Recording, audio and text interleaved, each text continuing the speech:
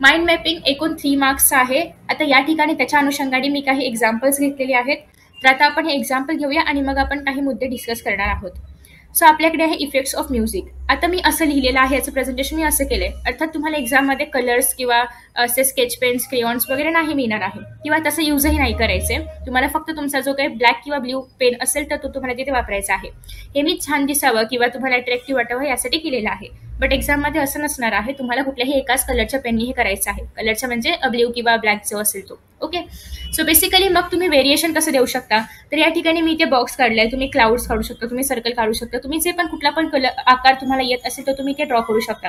असं कुठलंही बंधन नाहीये की बॉक्सेस काढायचं, सर्कल काढायचं वगैरे असं काही नाहीये. तुम्हाला वॉट एव्हर जो पण आकार आवडत असेल, तुमच्या विषयाला जो कुठला आकार तुम्हाला द्यावासा वाटत असेल त्याप्रमाणे तुम्ही या ठिकाणी कसाही ड्रॉ करू शकता.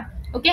आफ्टर दॅट नेक्स्ट आहे की हे तुम्ही एकतर तुमच्या पेजच्या मध्यभागी हे तुम्ही ड्रॉ करा किंवा वरती ड्रॉ करा हेडिंग सारखं आणि मग खाली त्याला तुम्ही ब्रांचेस काढून लिहा. हे तुम्हाला पूर्ण स्वातंत्र्य आहे की तुम्ही ह्याला कसंही ड्रॉ करू शकता. याच्यामध्ये तुमचे कोणीही मार्क्स कापणार नाहीये की असंच का ड्रॉ केलं तसंच का ड्रॉ केलं नाही.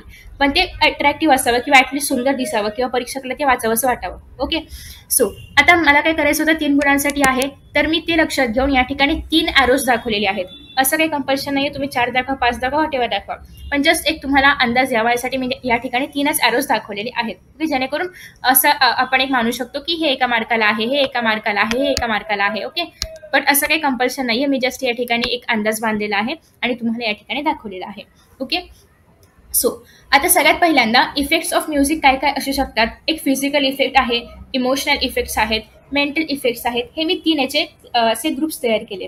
मग आता मला फिजिकल इफेक्ट म्हणजे काय हे पण पुढे सांगावं लागेल ना, कारण फक्त ग्रुप्स करून चालणार नाही. याला मग मात्र 1च मार्क मिळेल असे जर तुम्ही एवढंच लिहिलं तर. ओके.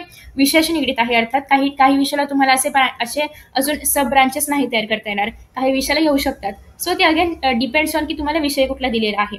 पण जो काही विषय दिला असेल तो जास्तीत जास्त खुलवण्याचा प्रयत्न करायचा आहे.